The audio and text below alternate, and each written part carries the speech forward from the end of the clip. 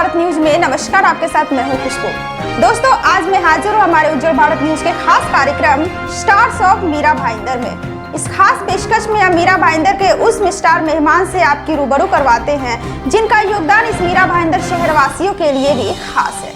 तो आइए देखते हैं हमारा कार्यक्रम स्टार्स ऑफ मीरा भाईंदर। नमस्कार, मैं हूं रवि टुन्ना और आप सभी दर्शकों का हमारे उज्जवल भारत न्यूज के special program stars of Mira Bhayandar में बहुत बहुत स्वागत है। दोस्तों, जैसा कि नाम है स्टार्स ऑफ मीरा भाईंदर, जी हाँ, तो हम ऐसे शख्सियत से आपको रूबरू करवाएंगे जिन्होंने अपने जीवन में कठिन परिस्थितियों में भी, कठिन समस्याओं के बावजूद भी बहुत बुरे वक्त से अपने आप को संभाला है और एक अच्छा मुकाम पाया है इस सोसाइटी में। और जी हाँ दोस्तों, जिन्होंने अच्छा मुकाम पाया है और इस मीरा भाईंदर की तरक्की में उनका योगदान रहा है, हम ऐसे व्यक्तियों से आपका परिचय करवाएंगे, आपको रूबरू करवाएंगे और जानेंगे उनसे कि कैसे किन किन परिस्थितियों में वो अपने आप को संभाला है। दोस्तों, हमारे यह कार्यक्रम उन युवाओं के लिए भी एक प्रेरणादायक साबित होगी जो कि लाइफ में कुछ आगे बढ़ना चाहते हैं। तो देखते रहिए हमारा नया कार्यक्रम the stars of Mira Bhayandar. हमारा देश भारत, जिसकी आर्थिक राजधानी मुंबई को कहा जाता है और मुंबई से सटे ही एक शहर है मीरा भाईंदर। मीरा भाईंदर तेजी से ग्रोथ करने वाले शहरों में गिना जाता है। लगभग 50 वर्ष पहले मीरा भाईंदर एक गांव जैसा था, लेकिन आज के समय में यह शहर एक महानगर की तरह दिखने लगा है। इस शहर में जो भी व्यक्ति आया है और उसने अपने मेहनत के बल पर समाज में एक अच्छा मुकाम बनाया है और साथ ही साथ मीरा भाईंदर की तरक्की में योगदान दिया है, हम उन्हें स्टार्स ऑफ मीरा भाईंदर की उपाधि से नवाजते हैं।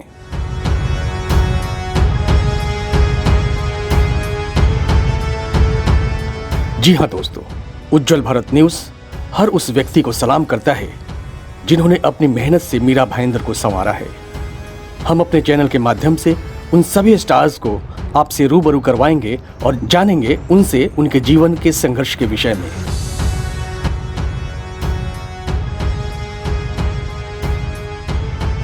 आज के स्टार्स ऑफ मीरा भाईंदर के हमारे स्टार मेहमान हैं Mira Bhayandar small scale industries के वाइस प्रेसिडेंट मोहम्मद उमर कपूर और जनरल सेक्रेटरी उमेश पई।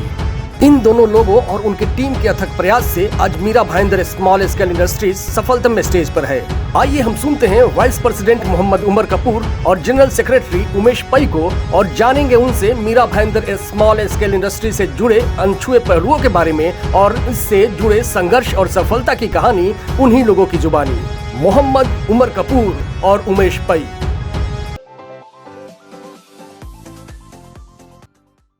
नमस्कार, मैं Umesh Pai, Mira Bhayandar small scale industrial association का ऑनररी जनरल सेक्रेटरी।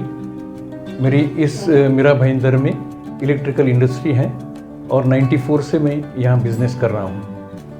नमस्कार, मैं मोहम्मद उमर कपूर उर्फ Pappu, Mira Bhayandar small scale industrial association के वाइस प्रेसिडेंट। मीरा भाईंदर शहर में 1977 से मैं एक यूनिट चलाता हूँ जिसका नाम है Hindustan forging and engineering company. सालों से हमारे पूर्वजों का ये बिजनेस है और इस शहर में करीब 40 साल हो चुके हैं अभी तक। तो इस शहर की अच्छे से जानकारी भी है और ये एसोसिएशन से करीब आज 15 सालों से मैं जुड़ा हुआ हूँ। धन्यवाद देना चाहूँगा पहले उज्जवल भारत न्यूज़ का, जिन्होंने हमें ये मौका दिया इस शहर के समस्याओं के बारे में आप सभी को जानकारी देने के लिए। तो आज हम यहाँ पे उपस्थित हुए हैं, उमेश पई जी के साथ बैठे हैं इस मंच पे और जो इस शहर की समस्या है उसके बारे में हम आप लोगों से थोड़ा सा शेयर करेंगे। धन्यवाद। उज्जवल भारत न्यूज़ चैनल ने ये जो वार्तालाप अरेंज किया है उसकी शुरुआत करने के पहले थोड़ी सी जानकारी हमारे Mira Bhayandar small scale industrial association को आपको देना चाहता हूँ कि हमारे प्रेसिडेंट एमरिटिस और प्रेसिडेंट ने इसके पहले एक सत्र में इंटरव्यू दिया है और उसके कंटिन्यूएशन में मैं कहना चाहता हूँ कि 1994 में संस्थापित ये संस्था के आज 1200 के आसपास लगभग सदस्य यूनिट्स हैं। आप सभी जानते हैं कि इसके पहले वाले आपके इस चैनल के वार्तालाप में हमारे प्रेसिडेंट एमरिटिस दीपक शाह और प्रेसिडेंट कैप्टन विनोद शर्मा ने एसोसिएशन के बारे में काफ़ी जानकारी दी और इसके संस्थापन के कारण बताएं। मैं आपको ये जानकारी देना चाहता हूँ कि 1994 में संस्थापित Mira Bhayandar small scale industrial association के आज रिकॉर्ड पर लगभग 1200 सदस्य हैं और 55 से 56 लाइफ मेंबर्स सदस्य हैं। और आज मीरा भाईंदर की ये एक अग्रिम संस्था के रूप में इंडस्ट्री और ट्रेड की समस्याओं को हल करने में आगे बढ़ रही है। हमारी Mira Bhayandar small scale industrial association के हम दोनों मेंबर, मैं और उमर भाई, आज Maharashtra chamber of commerce, industry and agricultural के गवर्निंग काउंसिल के भी कोऑप्टेड मेंबर्स हैं। तो ये मीरा भाईंदर की समस्या जो भी हैं वो राज्य स्तर पर लेके जाने में हमें ये प्लेटफॉर्म उपलब्ध है। और उमर भाई कैमिट माने chamber of association of Maharashtra industry and trade के मीरा भाईंदर जोन के वाइस प्रेसिडेंट हैं और उनके माध्यम से भी हम जो भी समस्या हैं उसको हम राज्य स्तर पर रखने के में कामयाब होते हैं। तो इसके साथ में मैं थोड़े से हमारे एसोसिएशन के कार्य के बारे में भी थोड़ी सी जानकारी देना चाहता हूँ कि हमारी एसोसिएशन एक चैरिटेबल ट्रस्ट करके रजिस्टर्ड है इनकम टैक्स के साथ में, ताकि उस माध्यम से हम लोग जो भी डोनेशन देनगी हमें मिलती है उसके ऊपर एटीजी के अंडर कंसेशन मिलता है और वो आया हुआ पैसा हम लोग चैरिटेबल पर्पस के लिए भी देते हैं। जैसे कि वैसा वे में गरीब लोगों को मीरा भाईंदर म्यूनिसिपल कॉरपोरेशन के अलग अलग स्कूलों में शिक्षण साहित्य बांटने के लिए हम उसका विनियोग करते हैं।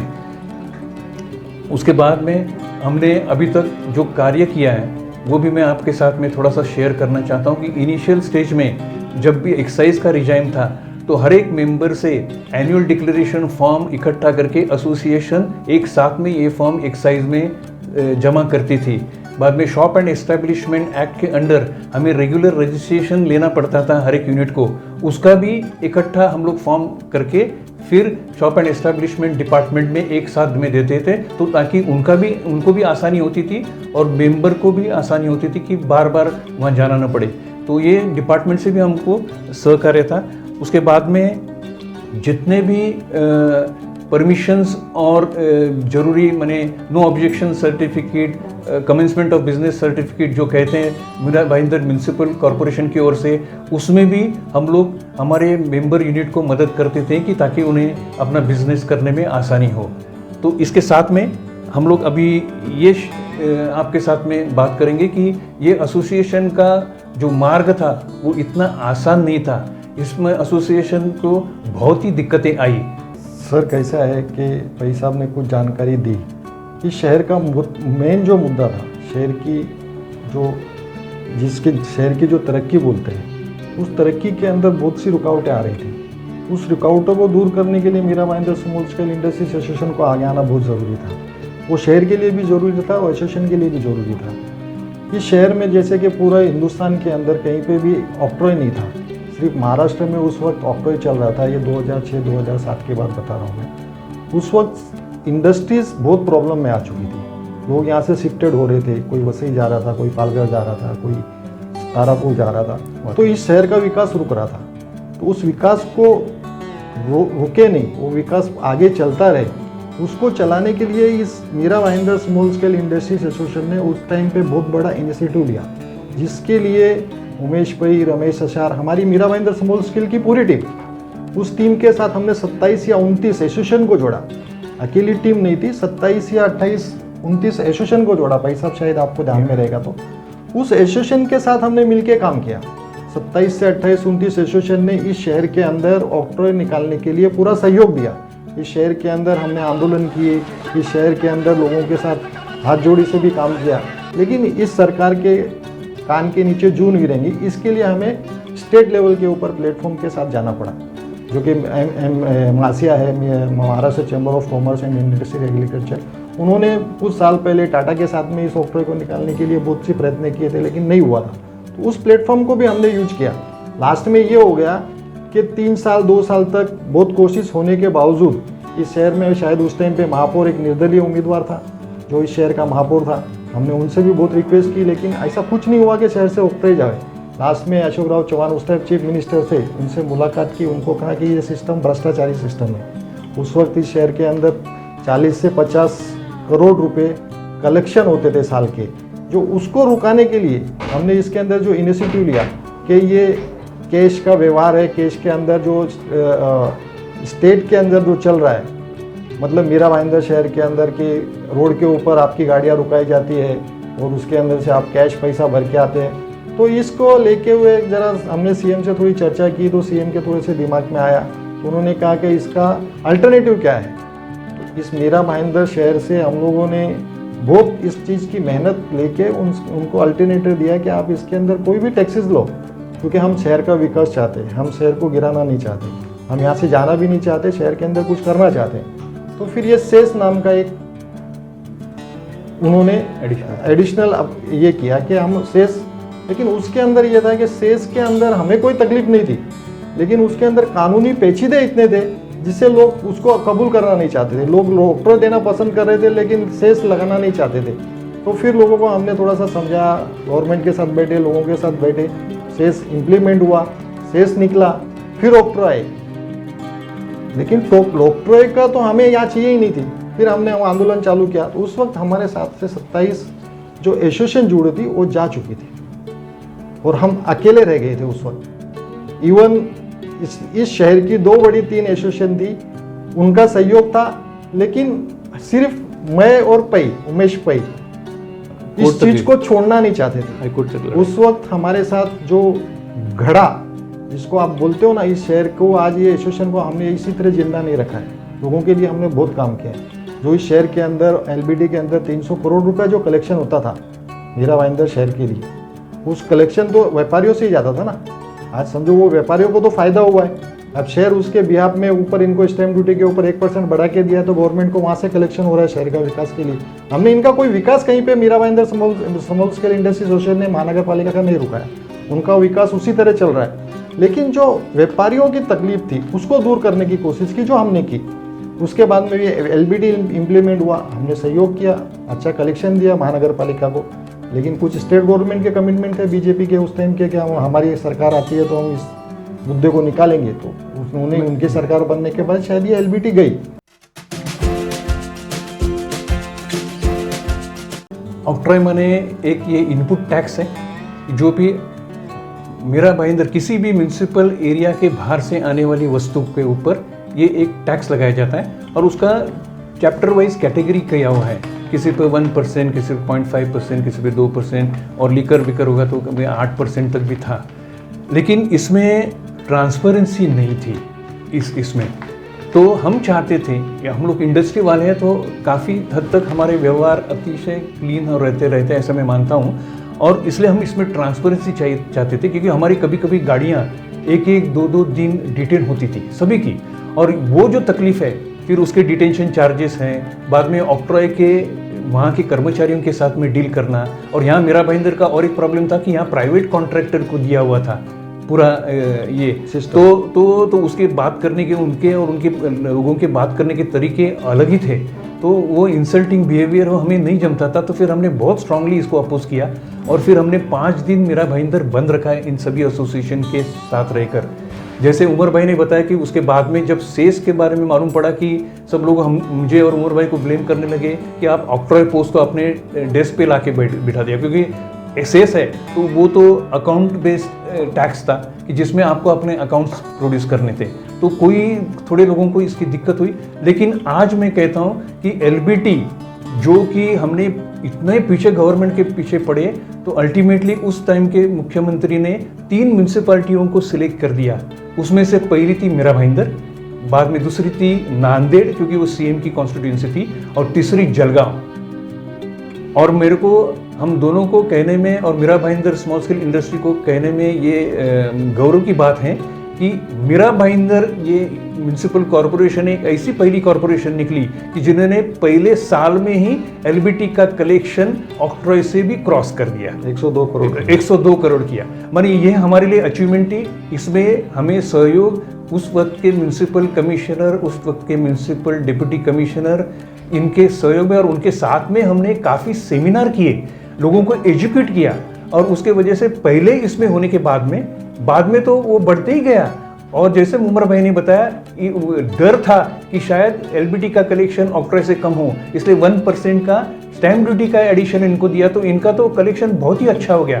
तो मीरा भाईंदर म्यूनिसिपल कॉरपोरेशन बहुत खुश थी, और फिर उन्होंने भी इतना बड़ा ड्राइव किया कि जो भी रजिस्टर नहीं हो रहे हैं, जो भी इससे छुप रहे हैं, उनको भी रजिस्टर करना शुरू किया। और जैसे जैसे कलेक्शन बढ़ते गया, गवर्नमेंट से कंसेशन भी आते गया, और फिर सभी को बेनिफिट मिला। मैं इसलिए कहता हूं कि जितनी ट्रांसपेरेंसी लाए, और इसमें Mira Bhayandar small scale industry ने बहुत ही इंपॉर्टेंट रोल अदा किया है। और ये जो स्थानीय कर जो नाम या एलबीटी, ये मैंने और उमर भाई ने सीएम के कितने हमने विलासराव जी देशमुख से लेके अशोक राव जी, बाद में पृथ्वीराज जी, और बाद में देवेंद्र फडणवीस, सभी चीफ मिनिस्टर ने उनको रेवेन्यू देखना था। म्यूनिसिपल कमिश्नरों से अपोजिशन था, क्योंकि हर एक को डर था कि रेवेन्यू नहीं आएगा। फिर हमने मीरा भाईंदर के फिगर्स देने के बाद में मालूम पड़ा कि जब एक म्यूनिसिपल कॉरपोरेशन में ये कलेक्शन ऑक्ट्रॉय से भी अच्छा हो सकता है, तो फिर अन्य इसमें नहीं। फिर जो नया गवर्नमेंट आया, उन्होंने सभी पे इम्प्लीमेंट किया, और वो जो एक सक्सेस स्टोरी है। और हमें विश्वास था कि उस टाइम में हमने ये लॉन्ग टर्म सोच के किया कि जब ये एलबीटी जैसा टैक्स आएगा, और जब जीएसटी आने के लाइन में है, आने वाला है, तब ये आज न कल वो उसमें ही मर्ज हो जाएगा, तो बाद में तो अनायास से अपना प्रॉब्लम निकल जाएगा। नहीं, वैसे भी भाई साहब कैसा था इसमें अपना उस टाइम पे ये चर्चा ही थी कि आप एक सिस्टम को, ऑक्ट्रॉय जो सिस्टम है, इसको आप निकाल नहीं सकते, क्योंकि ये कैश व्यवहार है, इसके ऊपर बहुत सी तकलीफ आ सकती है। तो हमारे जो 16 ड वर्ग की एक संस्था थी, हम लोग 16 ड वर्ग जो थे, जो मीरा भाईंदर भी उसमें मिली हुई थी, 16 ड वर्ग के लोग थे, करेक्ट, जो 16 महानगर पालिका थी उस टाइम महाराष्ट्र में। उनका एक ही रवैया था कि अपने को कोई भी टैक्स इंप्लीमेंट करके लेना, टैक्स कोई भी इंप्लीमेंट कर लो, चाहे वो एलबीटी हो चाहे सेस हो, उसको निकालना आसान होता है, ऑक्ट्रॉय को निकालना आसान नहीं है। इसलिए हम लोग की पहली राय यही बनी हुई थी कि किसी तरह से नाके हटे, वो हमने करके दिया। वो जो 16 ड क्लास की जो म्यूनिसिपल कॉरपोरेशन थी हमारे लेवल की, उनके हमने गोलमेज परिषद भी इधर जीसीसी क्लब में ली, और पूरा ठहराव बनवा दिया पूरा कि किस तरह से हमें चाहिए, माने एक वाक्यता आनी चाहिए थी, नहीं तो अलग एसोसिएशन अलग बात करती है। तो इसमें हमने भी उसमें लीड लिया, स्टेट लेवल पे सभी 16 वर्ग म्यूनिसिपल कॉरपोरेशन के अलग अलग संस्थाओं के पदाधिकारियों के यहाँ बुला के उनके साथ में गोलमेज परिषद की, और फिर वो हमने प्रेजेंट कर दिया। एक बहुत बड़ी न्यूज़ भी बनी हुई है, शायद आपने देखा होगा, मोहन गुरनानी जी के नाम पे जो एक लेटर वहाँ पे मंत्रालय में ड्राफ्ट किया गया था, जिस वक्त अभी चल रहा था, आपने चर्चा में देखा होगा, सीएम ने साइन किया। हर न्यूज़ में दिखाया जा रहा था कि ये देखो मोहन गुरनानी के सिग्नेचर है, वो लेटर मिस्टर पई साहब ने ड्राफ्ट किया था। हम लोग ने मंत्रालय में बैठ के उस लेटर को ड्राफ्ट किया था, उसमें हमारी भी सिग्नेचर है, क्योंकि हमने संस्था को इस तरीके से हैंडल किया हुआ था उस टाइम के ऊपर कि कोई भी सिस्टम होना चाहिए, एक होना चाहिए पूरे महाराष्ट्र के अंदर, अलग अलग सिस्टम आप बना नहीं सकते। इसलिए वो एलबीटी का सिस्टम लाया गया, और एलबीटी अशोक राव जी चौहान के टाइम पे आई हुई थी, पृथ्वीराज चौहान ने उसको इम्प्लीमेंट किया।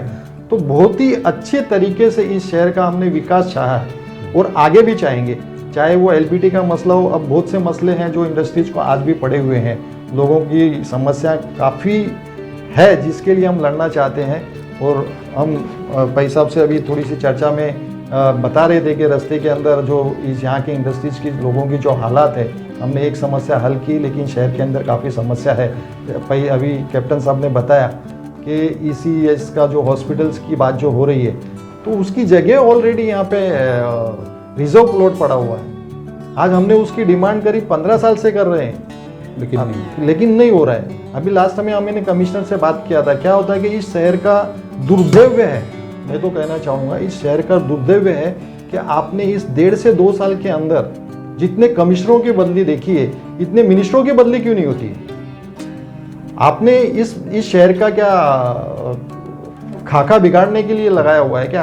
आप एक कमिश्नर आता है, उसको कुछ पता ही नहीं चलता है, जब तक वो उसकी स्टडी करके इस शहर के काम के लिए, इस शहर के विकास के लिए कुछ करना चाहता है, उसके पहले उसकी बदली हो जाती है। या उमर भाई ने बहुत ही सही मसला उठाया है कि हमने एक ही लेटर, हमारा जो हमने पहले कमिश्नर को दिया, वही लेटर दूसरे कमिश्नर को दिया, वही लेटर तीसरे कमिश्नर को दिया, वही लेटर चौथे कमिश्नर को दिया। नहीं, आज भी हम लोग उसके फॉलो, आज हम रोड इंफ्रास्ट्रक्चर, रोड की कंडीशन, MIDC जहाँ की है, वो बेचारे तो इतने फंसे हैं ना कि आसमान से गिरा और खजूर पे लटका, ऐसी सिचुएशन उनकी है। माने MIDC ने उनको छोड़ दिया है, मीरा भाईंदर वाले उनके लिए रोड नहीं बना रहे, लेकिन म्यूनसिपल असेसमेंट टैक्स, पानी टैक्स सब कुछ ले रहे हैं। तो हम उनके लिए भी झगड़ रहे हैं। वहाँ के भी हमारे काफ़ी मेंबर्स हैं, तो वो अभी तक मसला हल नहीं हुआ। बाद में हाइट रेस का जो अभी पहले के लेवल पे जो लोगों के जो गाले बने थे, अभी शहर डेवलपमेंट मेरा काशी मीरा भाईंदर रास्ता जो इतने हाइट पे बन गया, तो आसपास के सभी इंडस्ट्रियल स्टेट पानी में गए। उसके लिए हमने अप्रोच कर दिया, परमिशन मिलती है, लेकिन इतनी हैरेसमेंट जो आदमी अपना काम करने को जाता है उसको होता है। वो हाइट में बढ़ाना नहीं चाहता है, वो अपना स्तर ऊपर उठाना चाहता है और गाले की हाइट उतनी रखना चाहता है कि जो उसके पहले थी, फिर भी उसे करने में बहुत दिक्कतें आती हैं। तो हम इस माध्यम से प्रशासन को भी प्रार्थना करते हैं कि जो भी Mira Bhayandar small scale industry association आपके पास में प्रश्न लेके आती हैं, वो रियली जेन्युइन हम स्टडी करने के बाद में ही आते हैं और उसके ऊपर अच्छी तरह से विचार करके सारा डिसीजन देते हैं। गवर्नमेंट की तरफ से जब भी कुछ रूल्स एंड रेगुलेशन आए हैं तो इंडस्ट्री और ट्रेड ये सबसे ज़्यादा सफ़र हुए हैं और सब कंसेशन देते समय इन दोनों को सबसे बाद में कंसेशन दिया जाता है और उसका पूरा इफेक्ट इंडस्ट्री पूरे हमारे नहीं पूरे भारत की इंडस्ट्री पर हुआ है, ट्रेड के ऊपर हुआ है। और इसमें Mira Bhayandar small scale industry ने बहुत ही अच्छा रोल प्ले किया है, क्योंकि हमने जितने कम से कम 20 या 25 सेमिनार मैंने खुद, इंडस्ट्री मिनिस्टर हो, पावर मिनिस्ट्री हो, MIDC हो, बाद में डायरेक्टर ऑफ इंडस्ट्रीज़ हो, इनके सभी सेमिनार अटेंड करके हमारी कैफियत वहाँ रखी और जो भी कुछ इनपुट्स वहाँ से मिला हमने हमारे मेंबर्स को भेजा। लेकिन जिस तरह से सपोर्टिव एक्शन गवर्नमेंट की तरफ से होना चाहिए था उस हिसाब से नहीं हुआ। और मीरा भाईंदर महानगर पालिका का प्रशासन की बात करें तो जबकि सबका रेवेन्यू हर एक इंडिविजुअल ट्रेड का और इंडस्ट्री का हो रहा है, मीरा भाईंदर महानगर पालिका प्रशासन केवल अपना रेवेन्यू बढ़ाने के चक्कर में अभी अलग अलग तरीके अपना रही है। उसमें से अभी नया कुछ हमें नोटिस मिल रहा है हमारे मेंबरों को कि जो भी कुछ लॉफ्ट या एडिशनल कंस्ट्रक्शन किया है उसके ऊपर वो एडिशनल म्यूनसिपल असेसमेंट टैक्स लगा रही है और वो भी 2015 से। आपको लेना है आप अवश्य लीजिए, इंडस्ट्री कभी भी टैक्स भरने में या पैसा देने में पीछे नहीं हट रही है। लेकिन आज के तारीख में इस सिचुएशन में जबकि वो अपना खुद का उदर निर्वाह नहीं कर सकती, हमारे उनके साथ में काम करने वाले वर्करों का उदर निर्वाह नहीं कर सकती, तब अब एडिशनल बर्डन न डालिए, ये मेरी प्रार्थना प्रशासन से है। इसमें कैसा है कि हमें वो टैक्स भरने से बिल्कुल नहीं, कभी भी टैक्स कोई भी तरीके का टैक्स लगाइए, उसको इम्प्लीमेंट कीजिए, लेकिन ये आपने ये कॉन्ट्रैक्ट सिस्टम क्या बनाया है? आप हर चीज़ को कॉन्ट्रैक्ट पे देना चाहते हो। मतलब शहर के अंदर आपके पास एडमिनिस्ट्रेशन ही नहीं है काम करने के लिए के लिए आप किसी भी टैक्स वसूलने के लिए आपने एडमिनिस्ट्रेशन के अलावा आपने उसको प्राइवेट ठेकेदार को उसको कॉन्ट्रैक्ट दे दिया। उसमें इसमें मीरा भाईंदर महानगर पालिका का क्या बेनिफिट है, मैं ये जानना चाहता हूँ। उनके पास एडमिनिस्ट्रेशन बैठा हुआ है, आप उसी के ऊपर काम करवाइए ना। उससे लोगों के साथ हम जैसे आज इस शहर के अंदर LBT ऑक्टर के टाइम पे कमिश्नर ने साथ मिला, CM हमारे साथ मिलके बैठ के काम कर सकता है, तो इस शहर का कमिश्नर या यहाँ के पॉलिटिशियन बैठ के उस विषय के ऊपर चर्चा नहीं कर सकते। लेकिन नहीं है, यहाँ पे परेशान करना है लोगों को, फिर लोग क्या करेंगे? आप मेरे को एक बात बताइए, अब ये परवाना का चल रहा है, हर इंडस्ट्रीज में, हर घरों में, किसी के घरों में घुस रहे हैं, वो दोपहर में सोए हैं, जाग रहे हैं, क्या कर रहे हैं, घंटी दबाया कौन है? नगर पालिका से, आपको हमारा घर मापना है। अरे कौन सा सिस्टम है, कौन सा लॉ है? आप किस तरह से लोगों को हरेसमेंट कर रहे हो, किस तरह लोगों को परेशान कर रहे हो? आज इस कोविड के अंदर लोग वैसे ही परेशान है, आपने ठेकेदार को नियुक्त कर दिया, उनके लोग जाके हर जगह पे परेशान कर रहे हैं, हर इंसान परेशान है लेकिन बोल नहीं सकता। तो फिर ये एसोसिएशन को आगे इनिशिएटिव लेना पड़ता है, एसोसिएशन को आगे आके वो काम करना पड़ता है। अभी हमारे पास लोगों की कंप्लेंट आ रही है कि हमारे को ऐसे ऐसे हरेसमेंट किया जा रहा है, ये आपको परवाना इसका लेना पड़ेगा, आपको फायर का लेना पड़ेगा, आपको। अरे लोगों ने लिया हुआ है ना, जब इंडस्ट्री चला रहा है तो उसके पास सभी चीज़ें, लेकिन आपने प्राइवेट ठेकेदार नियुक्त करके इस शहर का विकास करने के बजाय किसी ठेकेदार का विकास हो रहा है। हमें उस चीज़ की एलर्जी है। हमने सेस के अंदर कोऑपरेशन किया, LBT में कोऑपरेशन किया, और भी संस्थाओं के कामों में हम कोऑपरेशन करते हैं। अभी भी लोगों को ये कोविड के अंदर इतनी परेशानी थी, हमने वो भी इन विजय राठौड़ के पहला अच्छा, उनका कमिश्नर अच्छे थे, हम उनके साथ बहुत से बैठ के सहयोग, उन्होंने हमारे को बहुत सहयोग किए। विक्रम नहीं थे, डांगे साहब के साथ अच्छा रेपो बनाया उन्होंने इंडस्ट्रीज़ के लिए। कोविड के अंदर हमको बहुत से काम चला के उन्होंने बोला आप ऐसे कीजिए ऐसे कीजिए। सिचुएशन ऐसी थी कि उन्होंने हमारे साथ अच्छे से हैंडल करके हमारे को टाइम देके और बैठ के उनसे चर्चा हुई। सभी एसोसिएशन के लोग बैठते थे, मीरा भाईंदर स्मॉल स्केल है, इंडस्ट्रियल एसोसिएशन है, प्लाईवुड एसोसिएशन के लोग, करीब करीब सभी लोग आके उनसे बैठ के, क्योंकि नहीं तो यहाँ से लोग चले जाएंगे। किस तरह से उनको रुकाना है, वर्कर्स को रुकाना है उनके साथ। तो इंडस्ट्री ये सिस्टम जो है महानगर पालिका का, कि आपने देखा 1.5 से 2 साल के अंदर मुझे लगता है ये 5वां या 6ठा कमिश्नर बैठ रहा है। आप 4 महीना 6 महीना और 8 महीने से ज़्यादा कमिश्नर को रुकने नहीं देते। जब तक उसको शहर की नॉलेज होती है तब तक उसको पता ही नहीं चलता है ट्रांसफर हो गया। अभी डांगे साहब का नाम लिया, हम लोग मॉर्निंग में फर्स्ट डे उनके साथ मॉर्निंग में बैठ के कुछ विषय के ऊपर चर्चा कर रहे थे, नेक्स्ट डे पता चला उनका ट्रांसफर हो गया। मीन्स शहर को आप विकास देना चाहते हो कि शहर को आप निचले स्तर पर ले जाने की कोशिश कर रहे हो।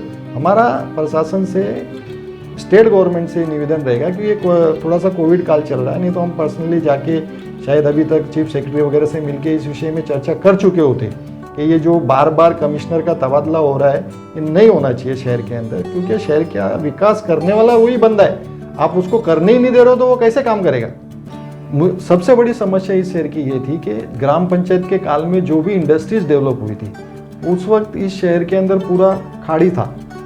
और जब ये आपका जो शिवाजी महाराज ये जो रोड का नाम दिया गया है, काशी मीरा से लेके ये गोल्डन नेस का जो रोड है, इसकी हाइट तकरीबन 4 फुट बढ़ी है। आप अंदाज़ा लगा सकते हो कि शहर के अंदर लोग सब 4 फुट नीचे थे, और आज वो नीचे होने के बजाय क्या होता है कि शहर में जो वाटर लॉगिंग का प्रॉब्लम आता है, उस पानी से लोगों के घरों में घुस जाता है, लोगों के गालों में घुस जाता है।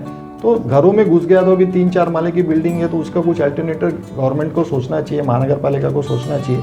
लेकिन जो गाले बने हुए पतरे के शेड है, एटलीस्ट उनको तो पालिका ने कोई रेजुलेशन पास करके या उनका जो तरीके से अगर उनके पास वो परमिशन मांगने जाते हैं तो उनको वो परमिशन देना चाहिए।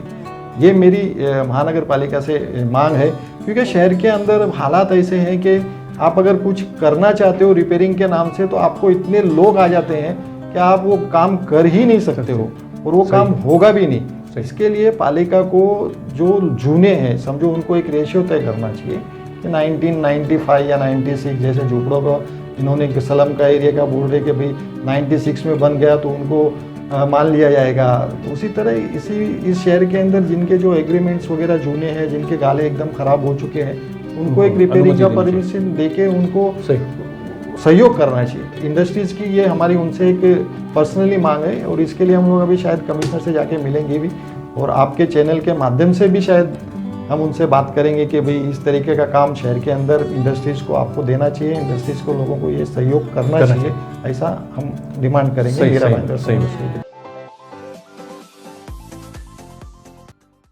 Meera Bhayandar small scale industry की ओर से, इंडस्ट्रियल एसोसिएशन की ओर से मैं सभी भूतपूर्व आमदार, नामदार, अभी के आमदार, नामदार, खासदार, इनको धन्यवाद देना चाहता हूं, क्योंकि कभी भी हमने उनके सामने प्रश्न रखा तो हमें सहानुभूतिपूर्वक उन्होंने विचार करने का आश्वासन दिया।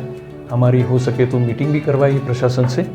वैसे म्यूनिसिपल कॉरपोरेशन के पदाधिकारी, कमिश्नर, डिप्टी कमिश्नर, अलग अलग विभाग के इन्होंने भी हमें बहुत सहकार्य किया।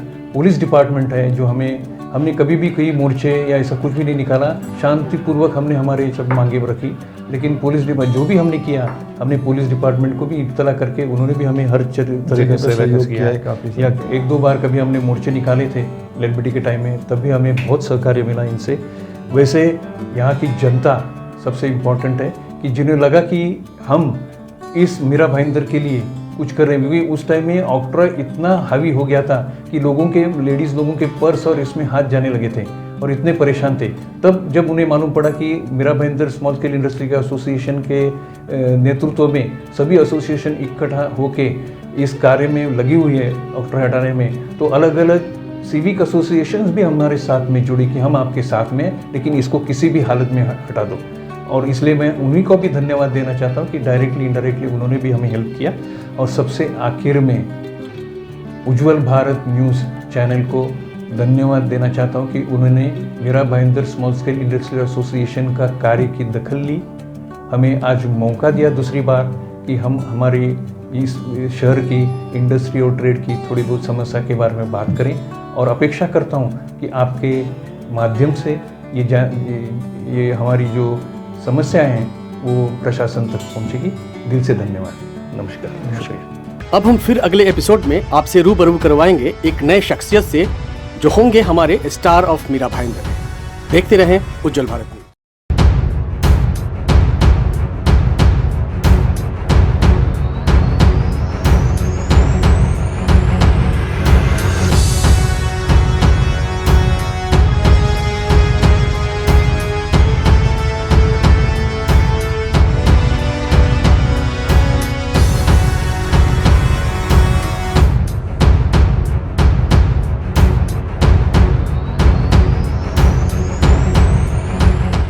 दोस्तों, आपको हमारा यह कार्यक्रम कैसा लगा? हमारे स्क्रीन पर चल रहे स्क्रॉल में दिए गए मोबाइल नंबर पर हमें जरूर बताएं। अगर कोई सुझाव देना हो तो भी हमें जरूर दें। अगले एपिसोड में हम फिर हाजिर होंगे एक नए स्टार मेहमान के साथ। तब तक के लिए दीजिए इजाजत। नमस्कार।